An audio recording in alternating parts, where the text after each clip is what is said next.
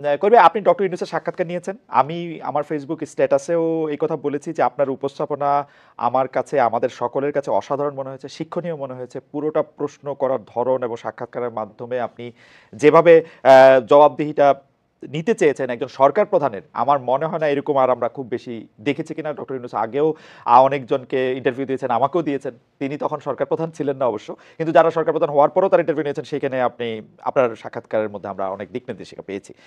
যাই হোক, এইটার মধ্যে আমার সোশ্যাল মিডিয়ার স্ট্যাটাসের কথা যেহেতু বললাম, সেহেতু এইটাও একটু বলি যে আমি ওই সাক্ষাৎকারে যতটা বিনয় পেয়েছি ততটা উত্তর আসলে পাই নাই।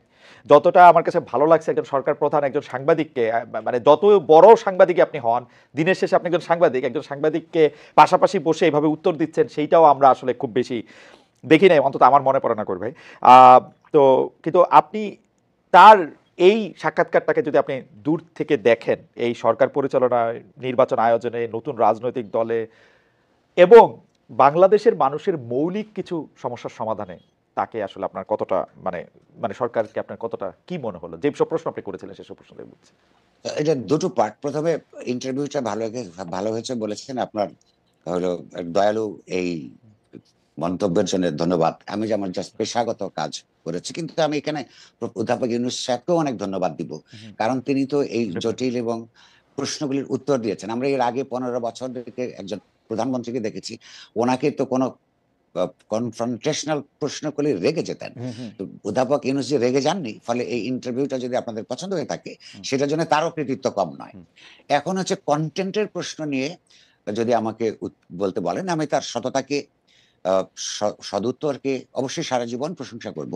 কিন্তু উনি একজন সরকার প্রধান হিসেবে যে যে একটা ক্রান্তিকালের সরকার, তার কাছে মানুষের যে প্রত্যাশা, সেই দিক থেকে যদি আমি বিবেচনা করি, তাহলে আমাকে কিছু আশঙ্কার কথা বলতেই হবে। কারণ সেখানে আমি নিজেও দু একবার ওনাকে বলবার চেষ্টা করেছি যে সরকারকে, যেমন ধরুন আমরা কিছু কিছু অন্যায়কারীকে যারা মানুষ দেখছে তাদেরকে গ্রেফতার হতে দেখছি না। বলতে আমরা রাষ্ট্রে সরকারের ওই চোখ নাই নাকি, যে দেখার ক্ষমতা নাই? আচ্ছা, হ্যাঁ, আচ্ছা, এখন যেই সরকারের চোখ অস্বচ্ছ, সেই অস্বচ্ছ চোখ দিয়ে তো আপনার এই সরকার যেই ভূমিকার জন্য মনোনীত হয়েছেন, সেই সরকারের স্বচ্ছতা অপরাপর যে কোনো সরকারের চাইতে বেশি থাকতে হবে। কারণ হচ্ছে উনি খালি রুটিন কাজ হিসেবে প্রতিদিনের যে দায়িত্ব সেটাই পালন করবেন না।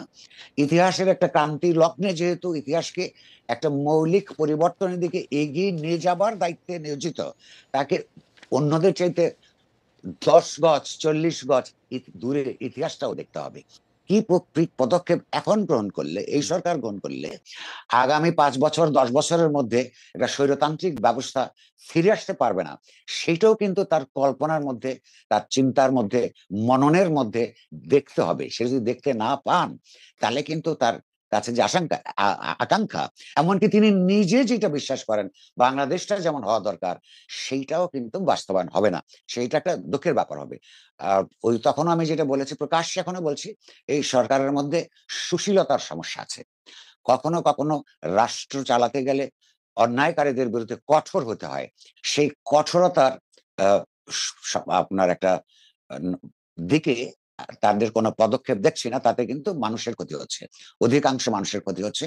এইটা যদি তারা উপলব্ধি করেন এবং স্বচ্ছতা আনানোর জন্য নিজেরা চিন্তাশীল হন, দৃষ্টির, রাজনৈতিক দৃষ্টির, অর্থনৈতিক দৃষ্টির, সবচেয়ে বড় কথা বাংলাদেশের অতীত ইতিহাসের দিকে তাকিয়ে বাংলাদেশের স্বাধীনতা যুদ্ধের যে মৌল চেতনা, একটা সমতা ভিত্তিক সমাজ, অর্থনীতি, সমাজে ন্যায় প্রতিষ্ঠা, মানুষের আপনার নাগরিক মর্যাদা প্রতিষ্ঠা, এগুলোর কথা মনে রেখে সেই স্বাধীনতা সংগ্রামের ধারাবাহিকতায় সেইগুলো প্রস্তাব বাস্তবায়নের জন্যই এই দেশে বারবার সংগ্রাম হচ্ছে।